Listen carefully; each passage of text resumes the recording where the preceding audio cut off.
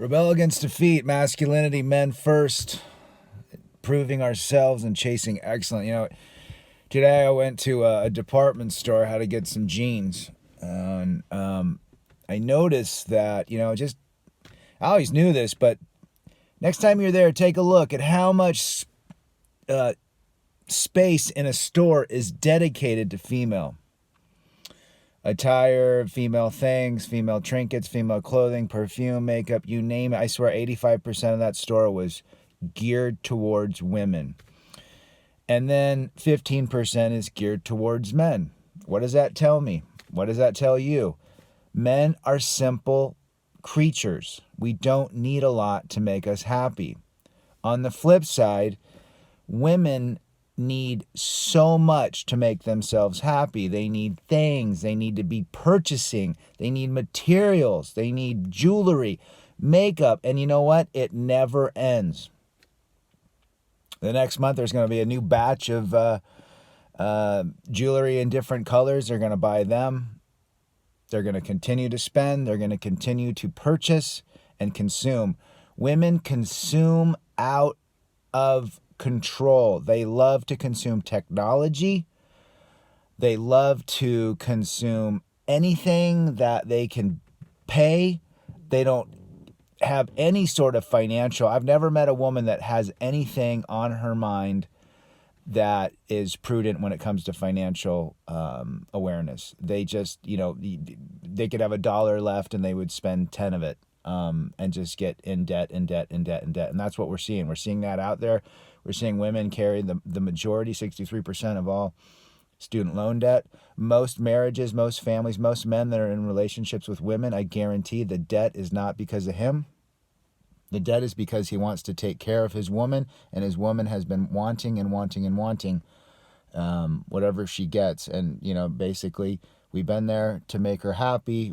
Some of us will give in, some of us won't. But in the end, most marriages and relationships, when it comes to men and women, is the indebtedness is the result of the woman's insatiable desire to spend, to consume, and to purchase material things to make her happy.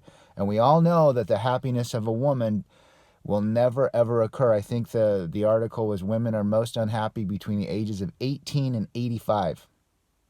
Or was it 80?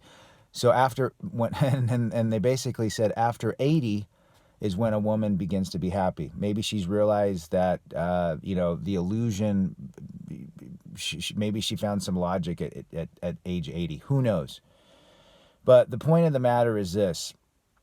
When you wake up from the red pill and you understand that female nature is something that you cannot change as a man, that we have to adapt to. And in fact, and I'm not saying adapt to it and let them run us around. It's just, hey, we're going in with the force field of knowledge, that we can deal with. We know exactly what women are looking for. We know exactly what women think and how they behave and what they're seeking from their programming. And if we approach, that world that way, then we can get through life. We understand red pill conditioning is everywhere. It's in the government. It's in relationships. It's in the media. It's in the television. I think one of the tools of socialism is to get us all indebted. And what better way to indebt us than through women who basically are running the courts through a bunch of beta cuck judges and systems and lawyers to get what they want. It makes perfect sense. This red pill understanding has given me hope. It's pissed me off. It's made me angry. It's made me bitter. But it's also given me that superpower where when I'm dealing with people or circumstances, females, whether it's at work, whether it's in the neighborhood, whether it's at the grocery store, whether it's a customer, I have an extra sense that I can get through it and I can understand, prehistorically what is driving the gears of both female nature and male nature and how to navigate. And so that's been huge. So that's my rant for today. I don't even know what I'd call it. The thirst for consuming materials, the thirst for constantly spending, the thirst for constantly acquiring And that is why we see women so miserable, so unhappy, because you see, the end is never attainable. They believe more and more and more will make them happy. And once they get it, it's not enough. It's not enough. It's not enough. And that comes down to relationships. The more and more and more they want, the more and more and more they want. And when they get it, they're unsatisfied. And on the flip side, men are very simple to please. We need a nice belly full of good food. We need someone to appreciate us.